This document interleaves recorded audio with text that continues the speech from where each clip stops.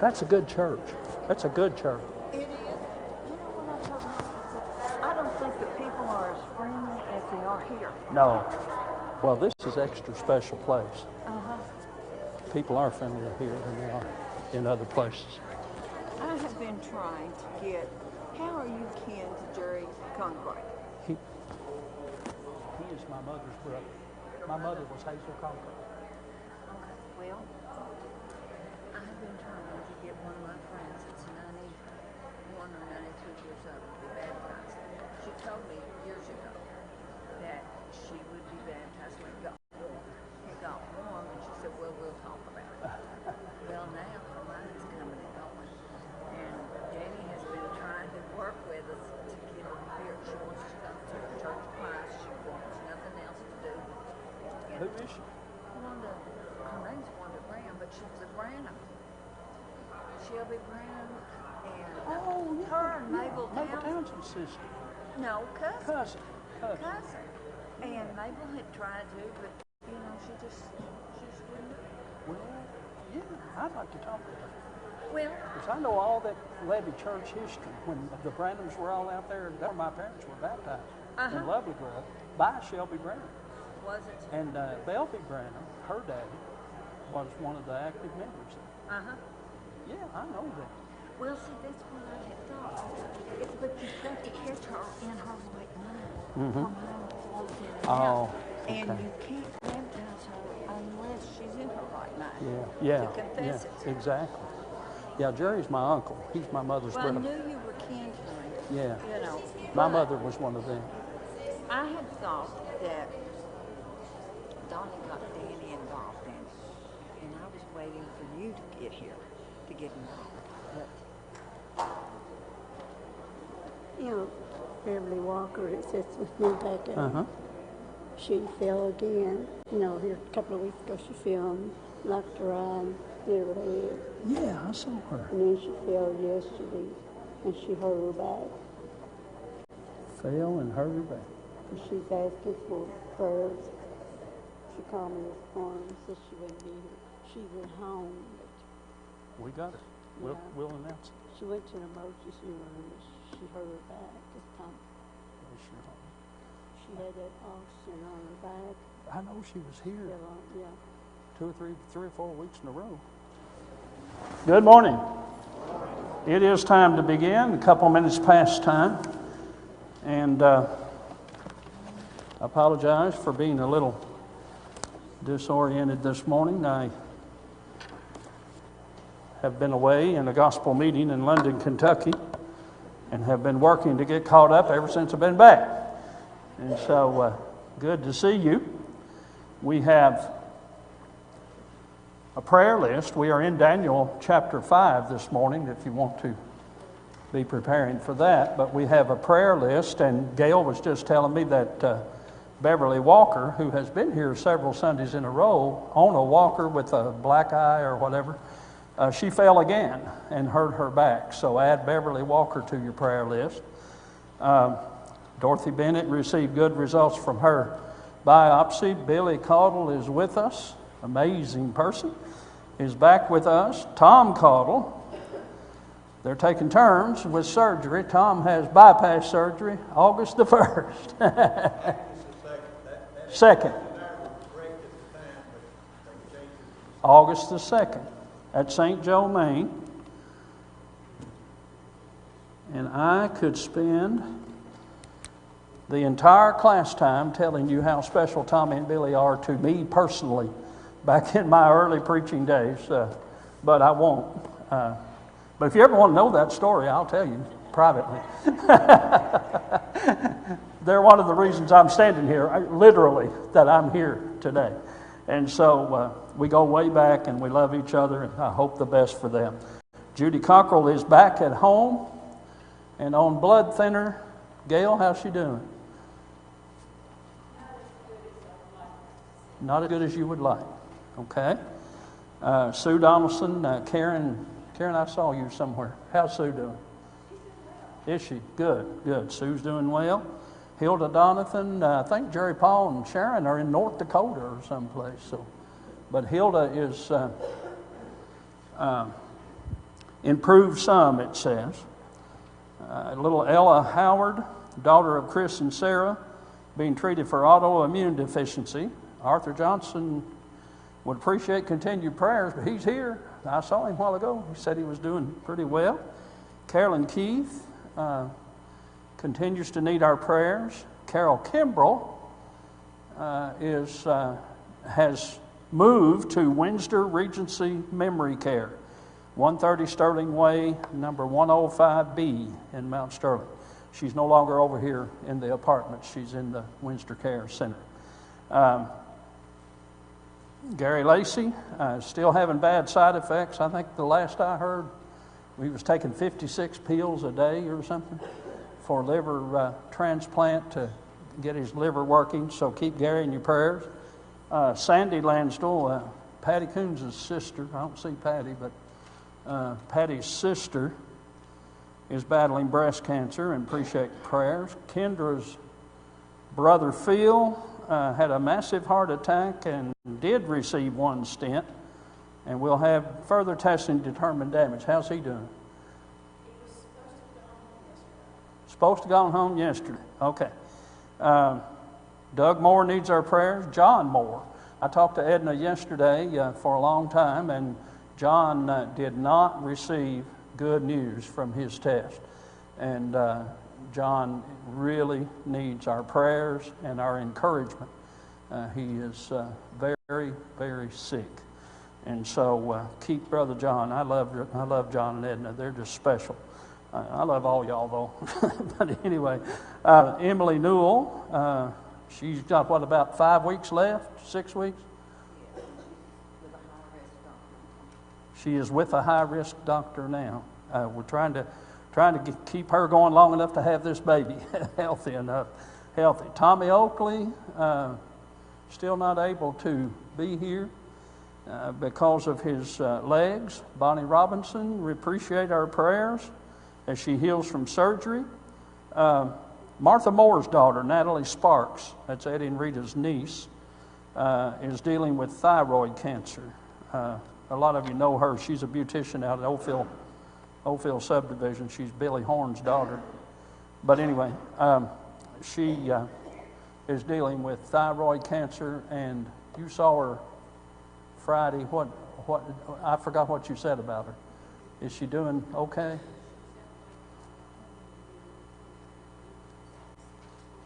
Waiting on having lymph nodes taken out. Yeah. Jeff Tipton has graduated from a cast to a boot. Well, did you have to take a test for that? Graduation? Get a diploma? Vernon Tipton and Gerald Vincent continue to need our prayers. Who else do we need to mention that we missed? The family of Bill Stone, one of our members who's in a nursing home in Ohio, lost his son, Vicky.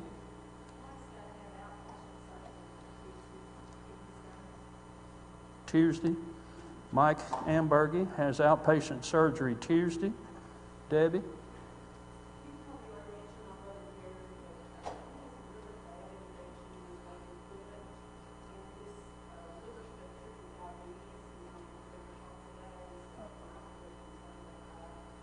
Oh my, Gary has an infection in his foot and diabetes now. Up his leg. So, yes, we had mentioned him, but not that part. We didn't know that. Gary. Okay. Gary Lacey. Who else? Dan, could we get you to lead our prayers, please? Oh.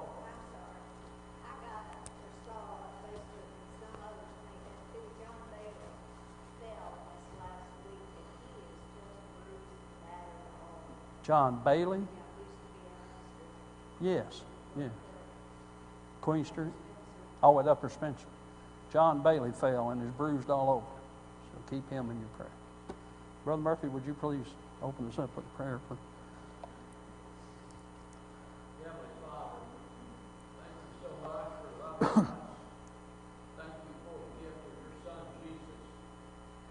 Father, we are here today at your feet, gathered together as your people here in this place. And Father, we are striving to be pleasing to you.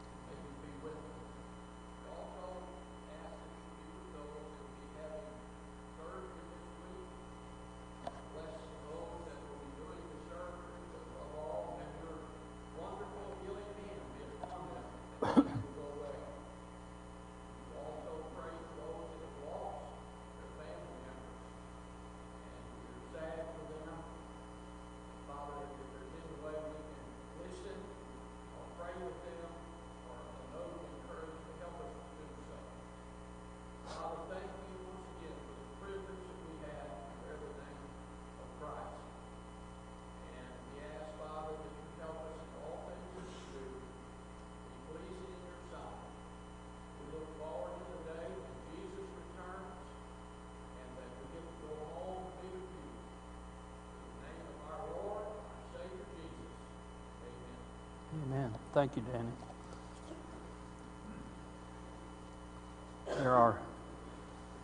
There are dangers to sitting within sight of the preacher. You get called on a lot. Well, we are in Daniel chapter 5. We appreciate Scott teaching Daniel chapter 4 last week. You remember that he talked about Nebuchadnezzar being humbled by this disorder that caused him to crawl around like an animal and eat grass and all that stuff, and to finally come back to himself and realize that God, the Most High, rules in the kingdom of men. I think he said that about 3 times. So far in our study in Daniel, we have seen the faith of Daniel, who made the commitment not to defile himself in Daniel chapter 1. The first dream of Nebuchadnezzar in chapter 2 of the 4 kingdoms of the statue, or the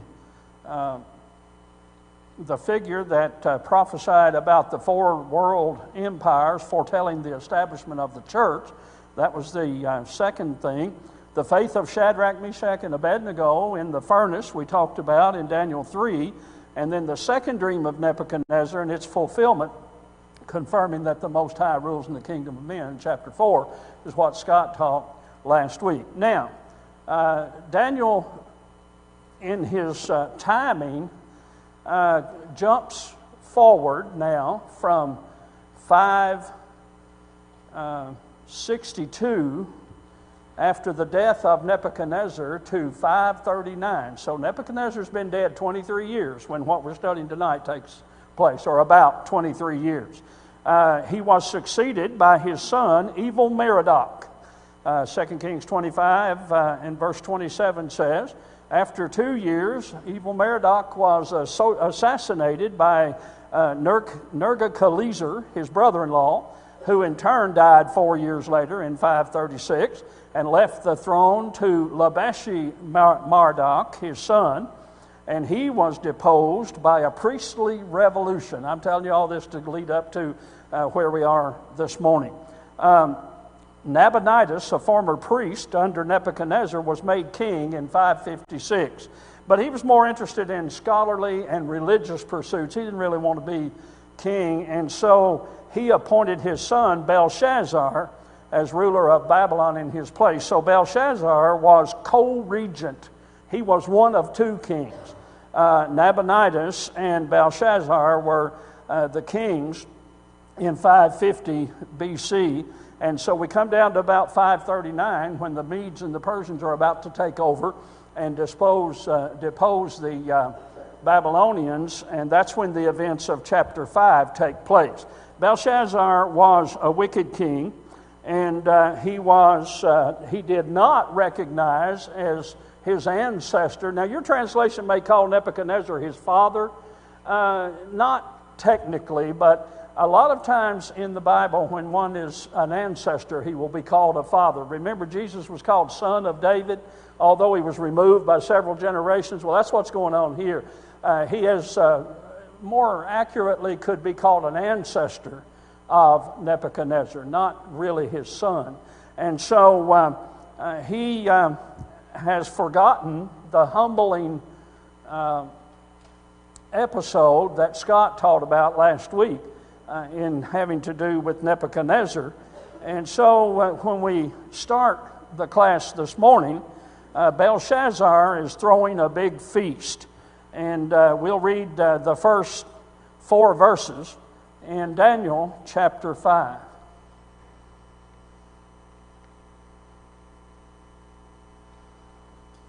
Belshazzar the king made a great feast for 1,000 of his lords. 1,000, could you imagine? And drank wine in the presence of the 1,000. While he tasted the wine, Belshazzar gave the command to bring the gold and silver vessels which his father or ancestor Nebuchadnezzar had taken from the temple which had been in Jerusalem, that the king and his lords, his wives, and his concubines might drink from them. Then they brought the gold vessels that had been taken and from the temple of the house of God, which had been in Jerusalem, and the king and his lords and his wives and his concubines drank from them. They drank wine, and they praised the gods of gold and silver, bronze, iron, wood, and stone. So the first thing you see is we have the stage set for this drunken feast. He's showing off his kingdom with these 1,000 lords, and he praises, throws this feast, and he uses the gold and silver vessels from the temple. You can read about that in 2 Chronicles 36 and verse 10, where Nebuchadnezzar raided the temple and took all of those vessels and brought them to Babylon because they were valuable. They were made of gold and silver and bronze and those kind of things. And what you would do is, if you would raid a kingdom or raid a city like Jerusalem and take prisoners of war, you would also take their valuables for yourself. And that's what Nebuchadnezzar had done. You remember reading about that in the other accounts of the Babylonian raids. He put them in the temples of his gods, his little g gods. And so these are holy vessels. Each one of them was commissioned by God. They were told how to make them and of what to make them and how to use them in the worship, in the Jewish worship. And so they have been taken now to Babylon, been there for many years. And Belshazzar gets the bright idea of bringing them out and drinking wine in them. But that's not all he did. Notice, he praised the gods of gold and silver. Would we ever stoop so low as to worship the creation rather than the Creator? I think so. I think we do that sometimes. I think we have things that we are tempted at least to put ahead of worshiping God. And so they do that. Matthew chapter 6 and verse 24, no man can serve two masters. He'll love one and hate the other. No man can serve God and money. And so Jesus taught about it. It was obviously a problem.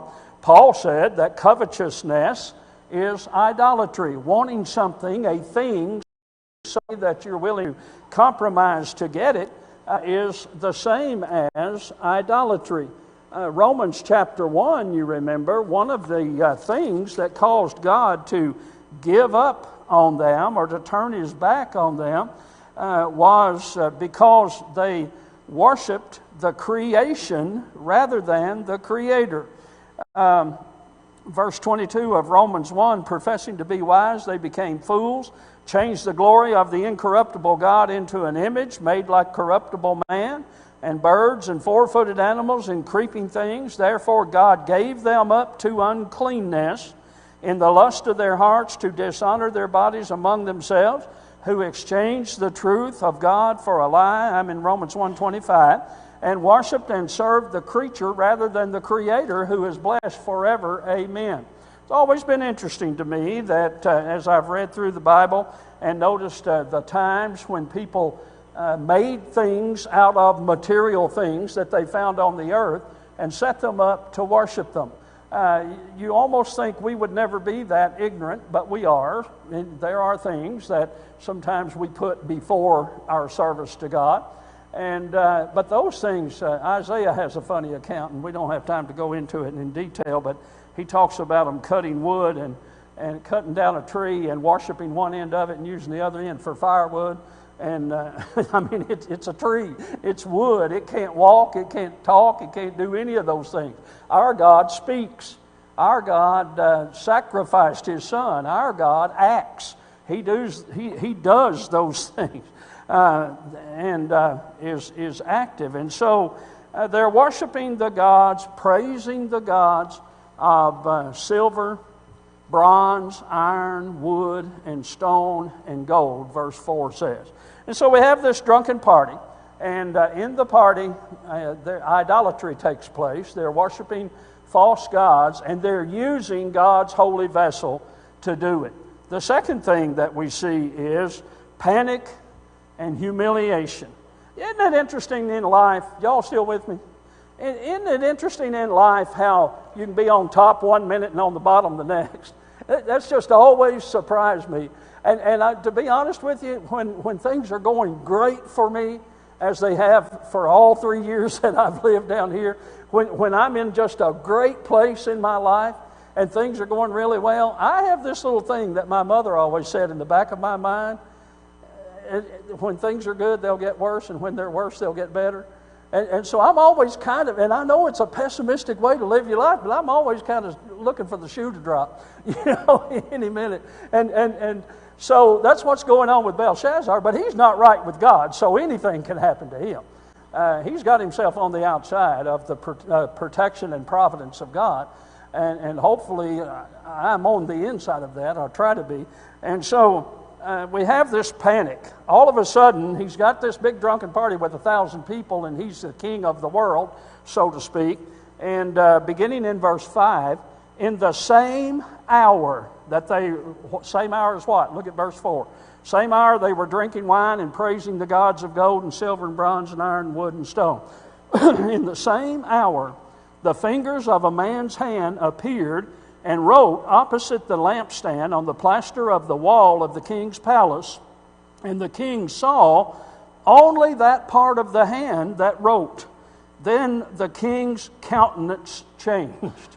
Modern translations, what do they say about countenance? What's the NIV say? Somebody got it? Countenance, face, mood, demeanor. The whole atmosphere, the whole mood changes suddenly. And his thoughts troubled him, so that the joints of his hips were loosened and his knees knocked together against each other. I mean, this is a scared man. Danny, the first time I ever preached at Stanton, my knees literally knocked together. They really did. I stood up in front of that group with a 12-page handwritten manuscript sermon in a composition book, and it took me 8 minutes to deliver it.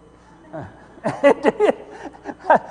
And so I kind of know a little bit about what this guy is feeling. The joints of his hips are loosened and his knees are knocking together. And the king cried. He cried aloud, "Bring in the astrologers, the Chaldeans, the soothsayers."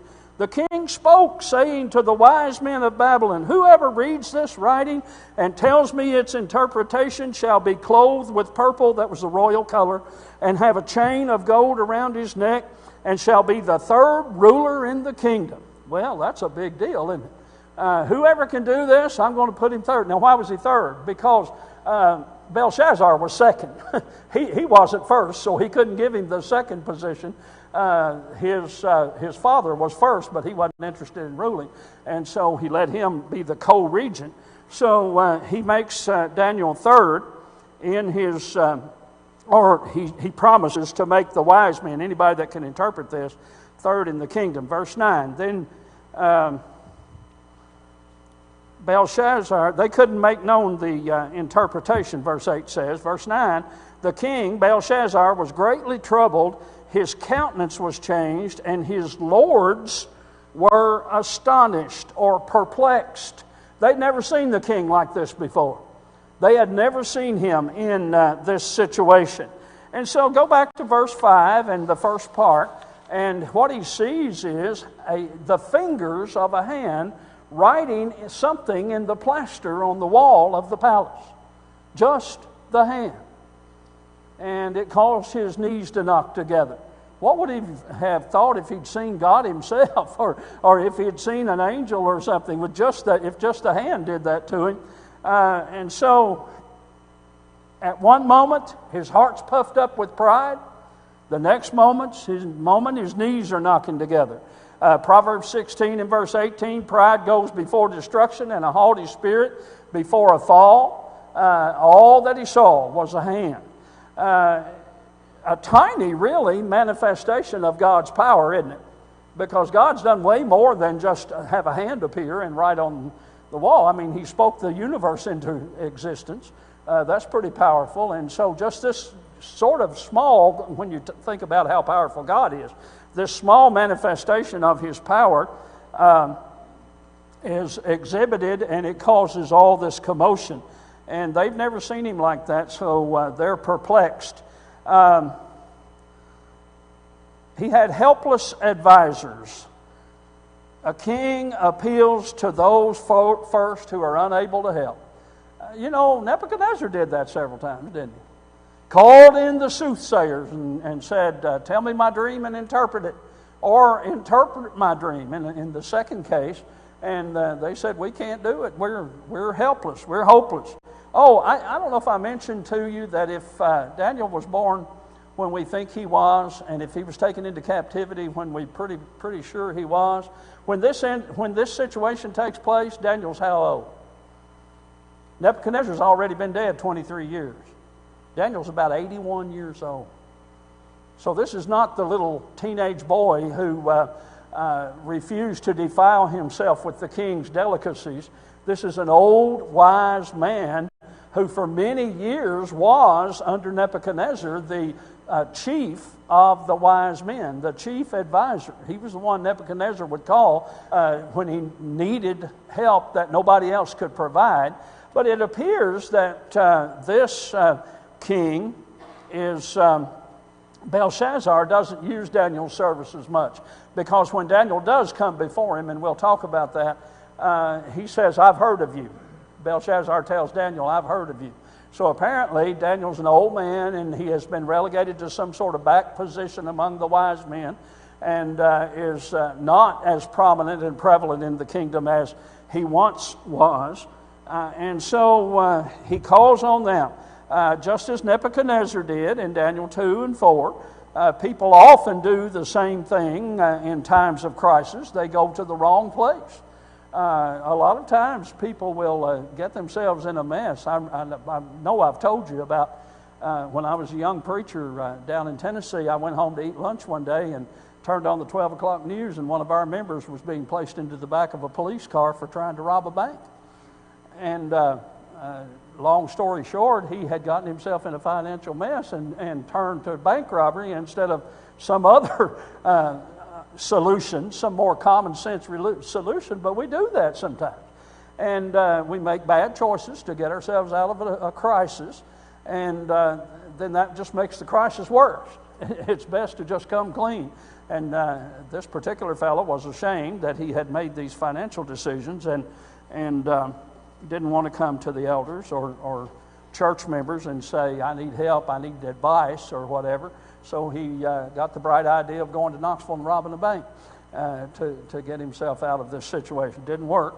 He wasn't good at it. Christians aren't good at those kind of things. He was in the bank for 40 minutes and the police were waiting on him when he got out, and he didn't get any money. And his sentence was 1 year of state-sanctioned psychotherapy or psychological therapy.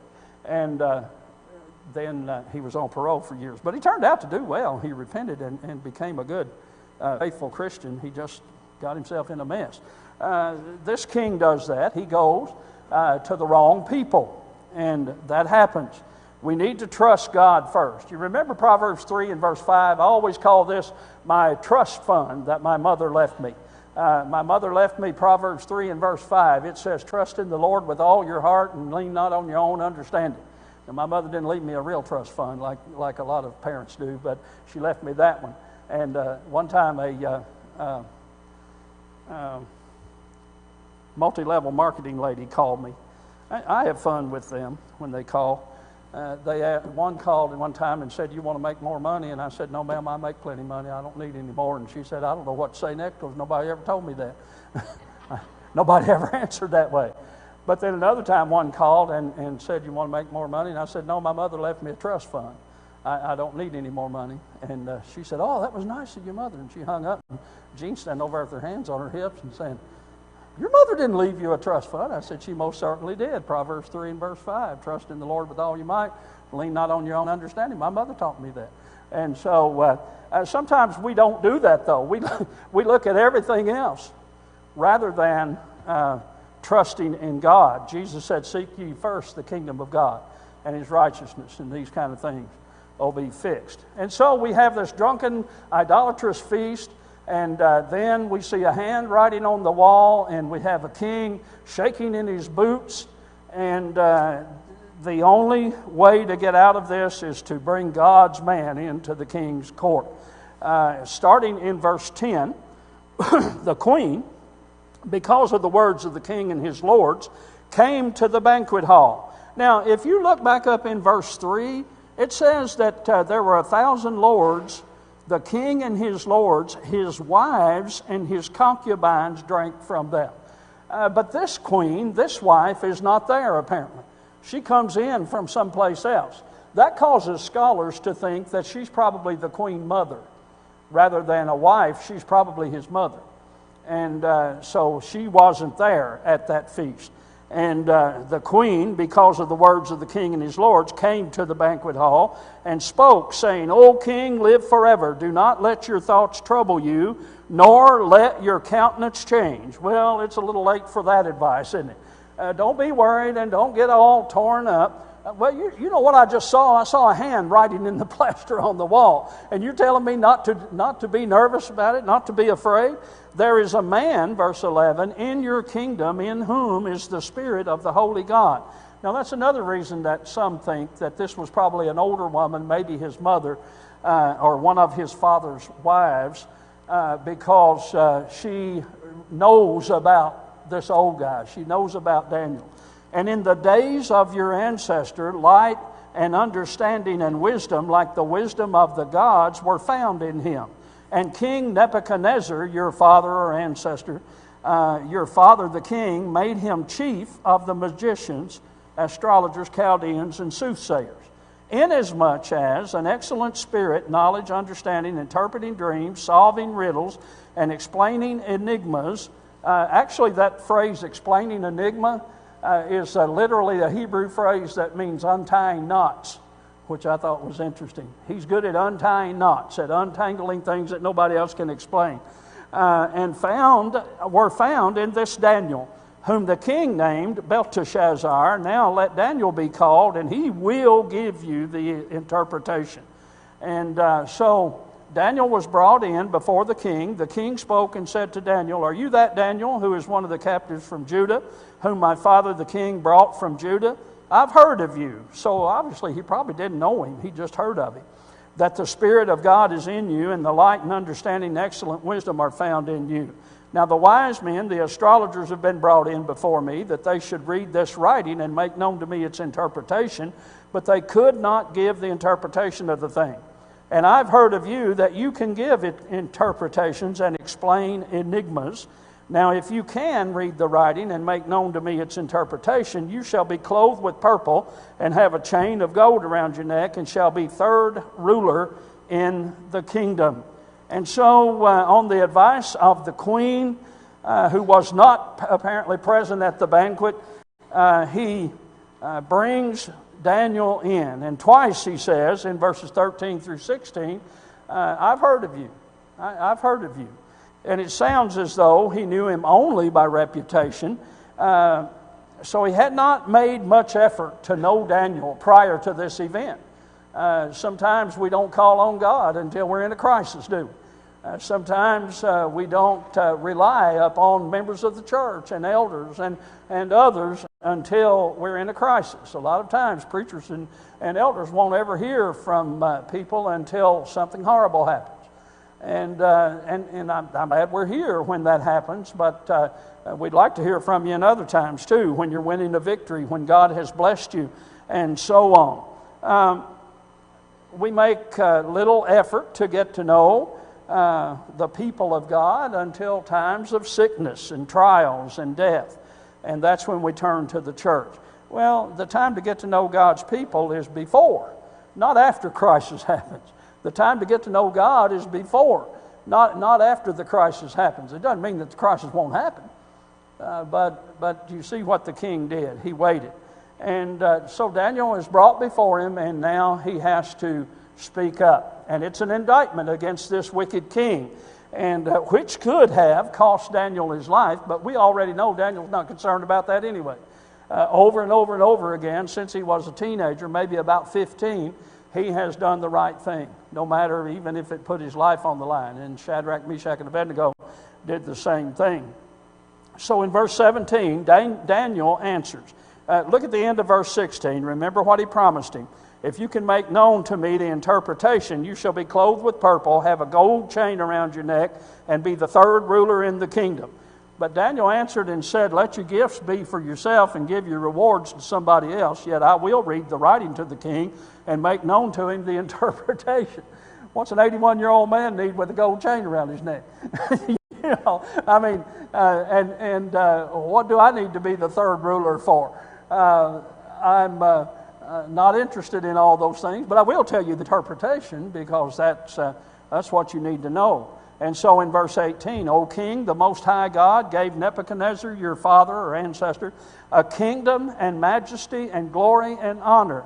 It's interesting that here, 20-some years later, he recounts the thing that Scott taught you last week about Nebuchadnezzar being humbled. That has become lore there. That has become history, hasn't it? And Daniel reminds him of it. He gave your father a kingdom and majesty and glory and honor, and because of the majesty that he gave him, all peoples, nations, and languages trembled and feared before him. Whomever he wished, he executed. Whomever he wished, he kept alive. Whomever he wished, he set up. Whomever he wished, he put down. Nebuchadnezzar had that much power. And he knew he did. Remember, he was walking around on top of the palace in chapter 4 and talked about how great I am. You know, instead of singing how great thou art, he sung how great I am. And he found out. Verse 20, but when his heart was lifted up and his spirit was hardened in pride, he was deposed from his kingly throne, and they took his glory from him. And he was driven from the sons of men, and his heart was made like the beast, and his dwelling was with the wild donkeys. And they fed him with grass like oxen, and his body was wet with the dew of heaven, till he knew the Most High God rules in the kingdom of men, and appoints over it whomever he chooses. But you, his son or his descendant, Belshazzar, have not humbled your heart, although you knew all this. You know that in your family history, if one of your ancestors had been the richest, most powerful king in the world one day and was crawling around on his hands and knees eating grass like an ox the next day, you know that's going to be written in the family annals. You know you're going to be going back and say, whose boy are you? Well, Nebuchadnezzar was my great-great-grandfather. Oh, that was the guy that ate the grass. I remember hearing about him. My daddy used to tell me that story. The same idea. And so he says, you know about this. In verse 23, but you have lifted yourself up against the Lord of heaven. They have brought out the vessels of his house before you and your lords. And you and your lords, your wives and your concubines have drunk wine from them.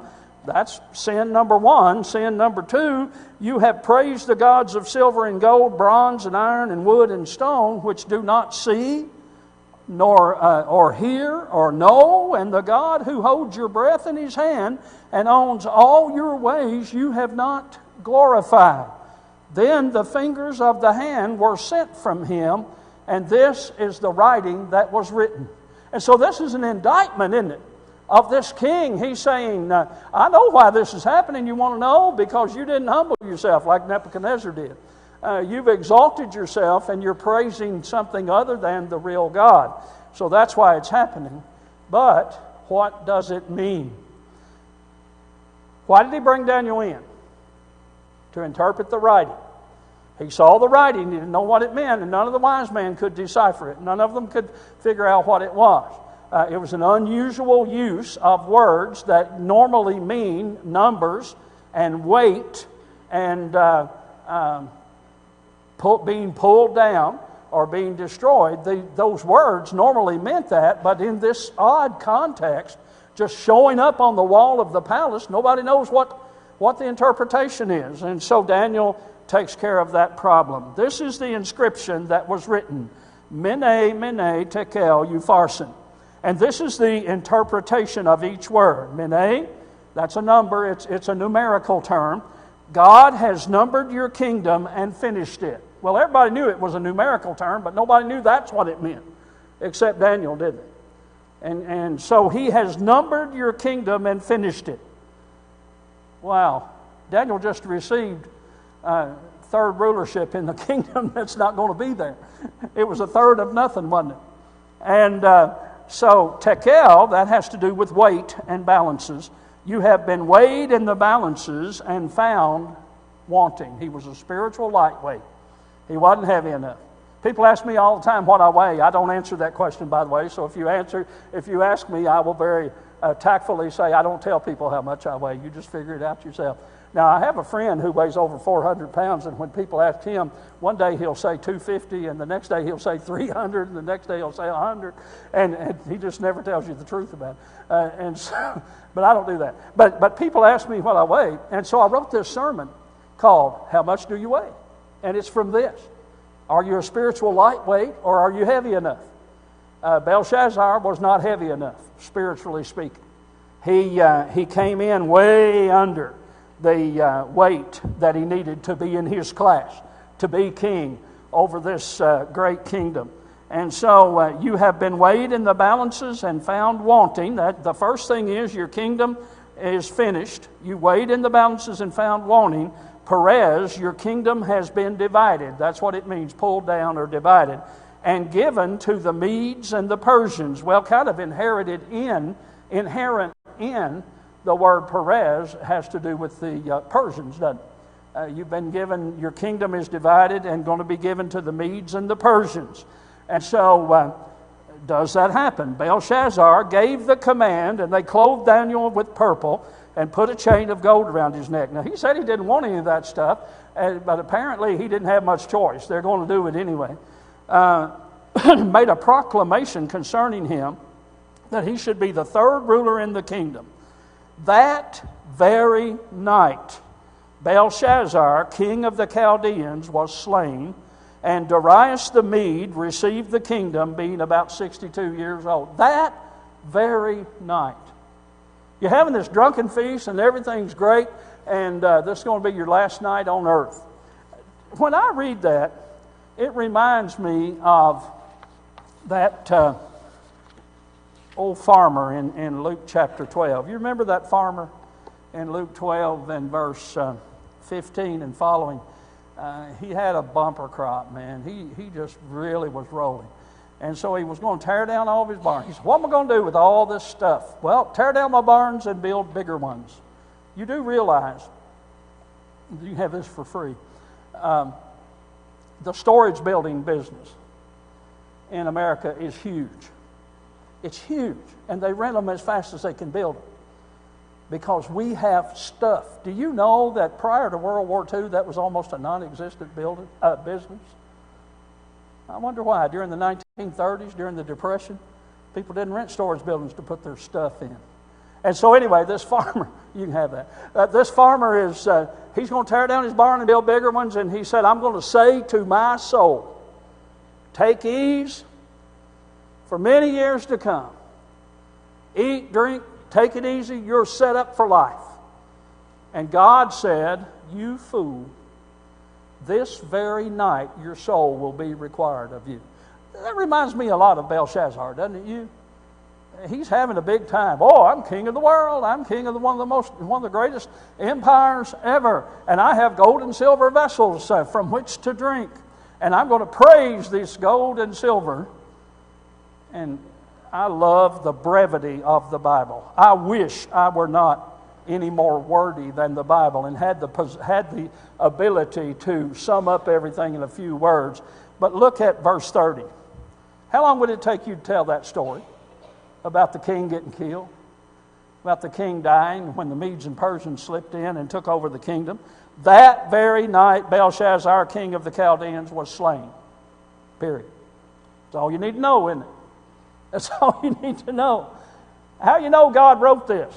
Because y'all can't write like that. And I can't either. I can't even talk like that. I have to tell you the whole thing, surrounding the whole thing. It drives my kids nuts. My kids say, Daddy, you talk to us as if we don't know anything. And I said, yeah, but there's no questions afterward. you do understand it when I get done with it, if I over-explain it. And so, but he didn't over-explain it. He just simply said that very night, Belshazzar, king of the Chaldeans, was slain. And so, the announcement of doom in this story was provoked because he was worshiping something other than God, and he exalted himself above God that very night. I hope I answered all your questions. Do you have anything else you want to say?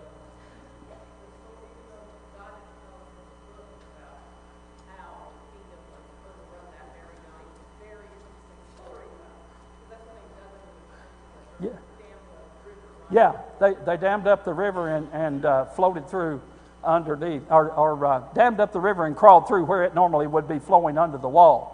And so they stopped the water from flowing into the city. The Medes and Persians did. And they used that hole where the water normally went through to go through and take the city. Thank you for pointing that out. It's just interesting that that's the way that happened. So we have once again proven that God rules in the kingdoms of men, and God won't. Eventually the wicked will get theirs.